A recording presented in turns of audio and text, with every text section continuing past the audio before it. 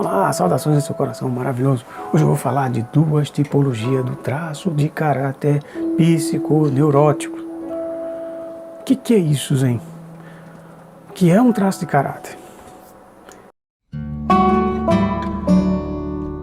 Em linhas gerais, a gente pode dizer que é tudo que expressa uma pessoa, o seu modo de agir, as suas características, os seus trejeitos, os seus hábitos. Tudo isso expressa o seu caráter, ou seja, como a pessoa se defende do mundo. O traço de caráter também é uma defesa. E tudo isso expressa a nossa psique, tudo aquilo que é interno, ou seja, a sua personalidade. E quando se fala em caráter, é bom sempre a gente ver de que escola a gente está falando. E hoje eu vou me inspirar na escola navarriana, cujo conteúdo é um conteúdo muito interessante, muito pormenorizado. Eu acho que vale a pena para quem já estuda esse assunto, inclusive se você já estuda esse assunto, se você vem estudando a fase anal, se você estuda o caráter masoquístico, o caráter psicopático, né, que tem uma base, por exemplo, muitas vezes loweniana, que é outro autor também, né, outra escola, né, da bioenergética, muito interessante, o pessoal da core energética também, enfim. Hoje a gente vai trazer aqui, vai falar dessa escola, porque ela atualiza muitas coisas e que é muito interessante.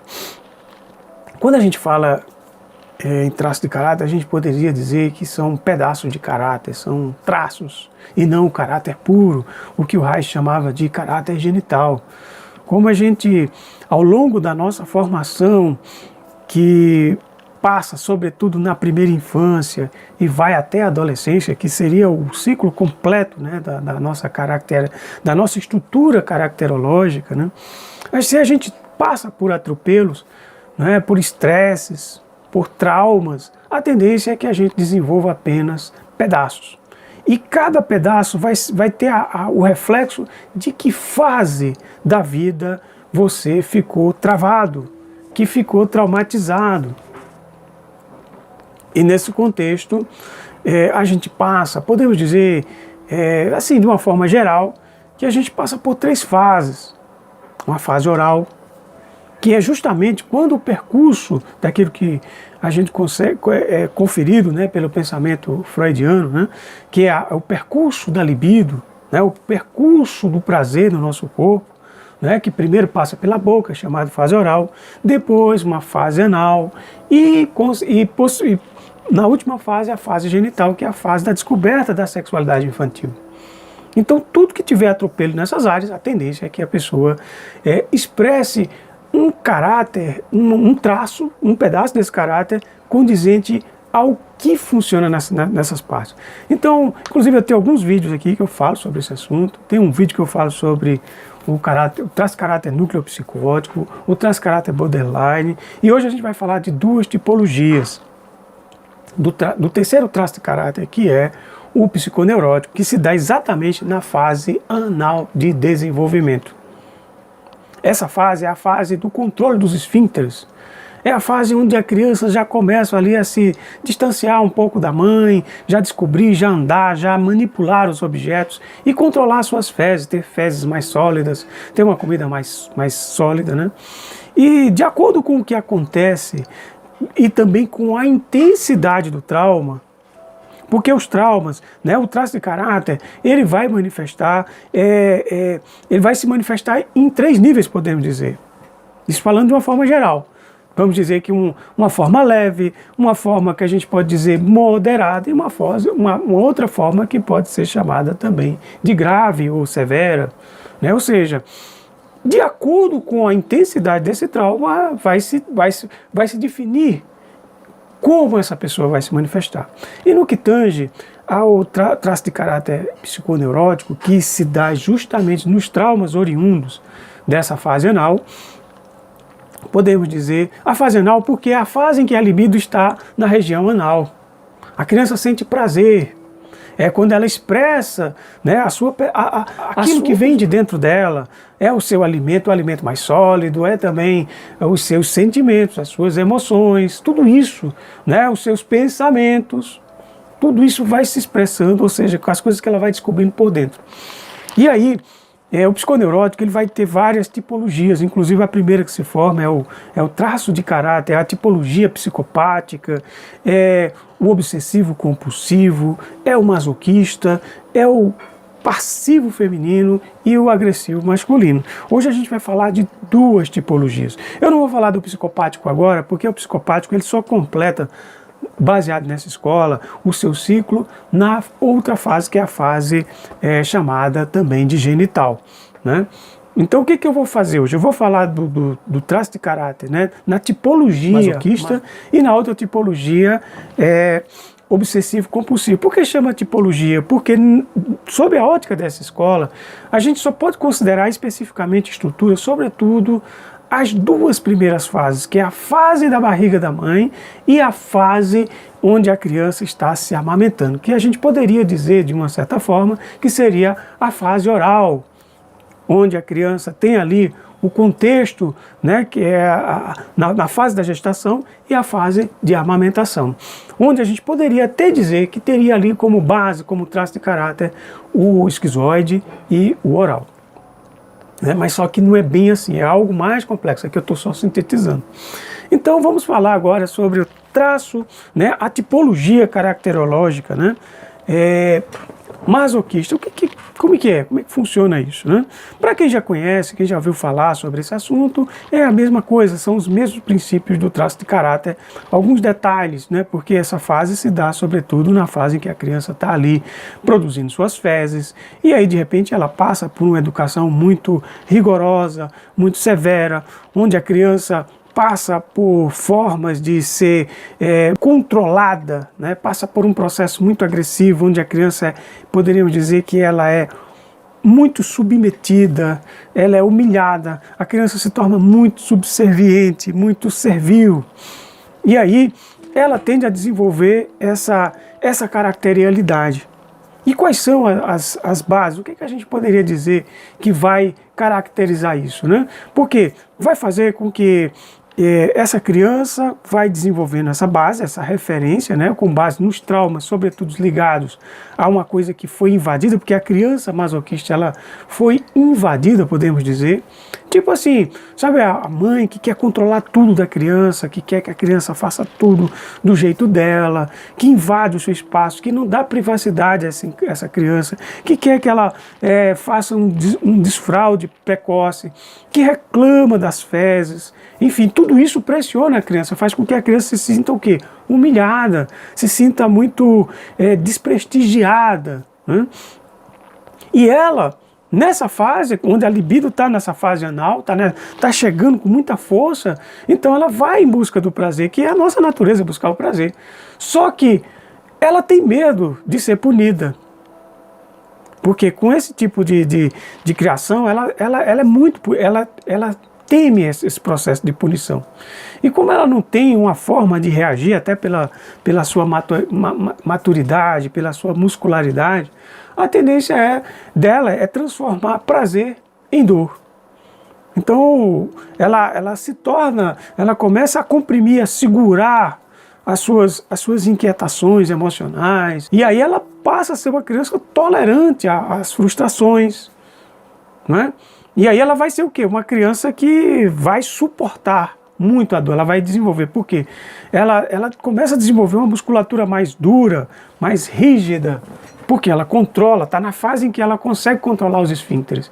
Então isso vai estar moldado ao nível e o momento em que esse trauma está se plasmando. E aí ela vai ter medo. A tônica dela é o medo de ser punida. E para ela não ser punida, então ela vai ter que fazer o jogo, vai ser a criança boazinha, vai ter que fazer tudo certinho, vai ter que guardar, não pode expressar a sua dor, né? E aí ela vai desenvolver um padrão energético que na escola navarriana se chama de hiperorgonótico ou e desorgonótica. O que quer dizer isso, Zen? Seria dizer que ela tem uma energia muito forte, só que essa energia fica contida, fica para dentro e é, de uma certa forma, desorganizada. Ela não se distribui, ela fica dura, sabe a energia que fica pesada, densa? Por isso que o corpo tende, olha, isso não é muito perigoso a gente ficar taxando as pessoas somente pela questão visual. inclusive sob a ótica dessa escola, não é bem por aí. Mas a gente pode dizer assim, de uma forma geral, assim, que o corpo dessa pessoa, até pela uma resposta energética, tende a ser um corpo assim entroncado. Sabe aquela expressão que a pessoa é torada no grosso?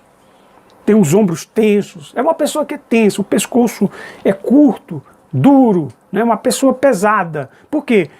A psique dessa pessoa se organizou num contexto dela ser uma pessoa mais que guarda as coisas. Para quê? Para que não seja humilhada. Então ela vive como uma pessoa que está prestes a explodir porque ela retém essa energia e não consegue descarregar. Então ela fica ali como se fosse uma panela de pressão. Já o obsessivo compulsivo, que é outra tipologia, que em outras escolas, inclusive, eu já vi algumas pessoas até confundirem com o rígido, não é? Porque é uma pessoa, é um padrão também que se dá nessa fase anal, sobretudo no caso das pessoas que se tornaram muito criteriosas, pessoas muito organizadas, obcecadas por limpeza, por organização, né? Tudo isso são sintomas que vão manifestando são oriundos, podemos dizer, do traço do momento anal, do momento em que essa criação foi muito rigorosa no que tange à higiene, aos cuidados, à organização, ou seja, a criança também é invadida. Ela é invadida no contexto de que tem que seguir regras. Então, ela vai desenvolvendo esse padrão. Agora, é claro que tudo isso, como eu já falei, tem muito a ver com o grau de intensidade traumática. Se isso não foi algo tão grave, ela podemos dizer que é leve, às vezes moderado, quiçá até grave, né? Que pode levar a pessoa mesmo para um toque, um transtorno mesmo de obsessão compulsiva, né? Então isso não é especificamente um transtorno de obsessão compulsiva, dependendo, o padrão é o mesmo, a linha é a mesma, só que vai depender muito do nível, né? Então é uma pessoa que se torna ansiosa, ela tem medo de errar, ela tem que ser acertada, ela está apegada a esquemas. É uma pessoa que se chama anal, tende a ser avarenta, são tudo tendências, estou dizendo, também não significa que é isso. E a energia dessa pessoa também, ela tem bastante energia, mas só que é uma energia também pesada, densa. Agora, bem diferente do contexto do masoquista, ela ainda tem muitos recursos ainda da fase oral. Então, muitas vezes, o corpo dessa pessoa tende a ter uma constituição tendendo a ser mais esguia, uma pessoa mais magra, né? Sobretudo daquilo que, dependendo da escola, pode ser chamado de oral reprimido. Ou seja, então você vai ter essas possibilidades. Então, é uma pessoa que, podemos dizer, em linhas gerais, não que seja especificamente isso, mas é aquela pessoa cuja constituição física é de uma pessoa dura. Sabe aquela pessoa que é magrinha, mas é dura, é rígida, sabe? O pescoço é rígido, ele é pesado, ele é tenso, né? É uma pessoa que anda assim, parece que um andar meio robótico, né? Então você vai encontrar essas tensões, né, num corpo retilíneo, e tem uma analogia que se fala, é como se a pessoa estivesse pendurada num cabide. É como se tivesse um fio, a pessoa tem que ir para cima. Então é uma pessoa dura, é uma pessoa que como se fosse uma tendência, né, aquela pessoa que é muito rígida, pessoa rígida, tem muita rigidez.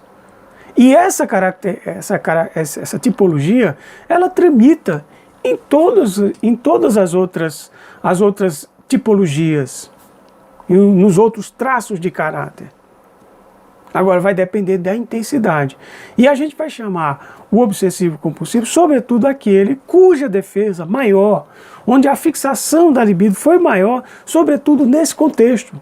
No contexto da organização, no contexto dos esquemas, das regras. E o corpo dessa pessoa pode ser que reflita isso. Agora você vai encontrar também pessoas também cuja cuja estrutura, às vezes corporal, totalmente diferente e que também expressa esse dado, né? Agora, uma coisa também que é importante frisar, né, que esses traços são apenas pedaços e eles se misturam, não quer dizer que seja uma coisa pura, porque são tipologias. E todas elas estão ali para proteger o ego da pessoa, para proteger o ego de um colapso total, seja ele na psicose, seja ele numa depressão, seja ele até mesmo na morte, que são estruturas que são coberturas, como se chama na escola navarriana, são coberturas que protegem o ego, sobretudo dos traumas aliados, sobretudo nas duas outras primeiras fases, né? Então a gente vai ver que tudo isso varia, porque você vai falar, sim, o masoquista, até esse nome é um nome pesado, ele sente prazer na dor, mas ele é submisso somente para quem é superior a ele. Quem é inferior a ele, ele tende a agir como sádico. Ele tende a manifestar. É aquela tal pessoa que no trabalho é super submissa, mas chega em casa, humilha as familiares, as pessoas que porventura tenham um processo de, digamos, de uma... que ele tem uma ascensão sobre essa pessoa. Ok? Então a gente vai ficar aqui por hoje sobre essas duas tipologias. Depois eu vou falar das demais, para a gente fechar o traço de caráter psiconeurótico. E depois a gente vai falar dos outros traços de caráter e das outras tipologias com base na escola navarriana. Então, olha, saudações e muita luz! Uhul!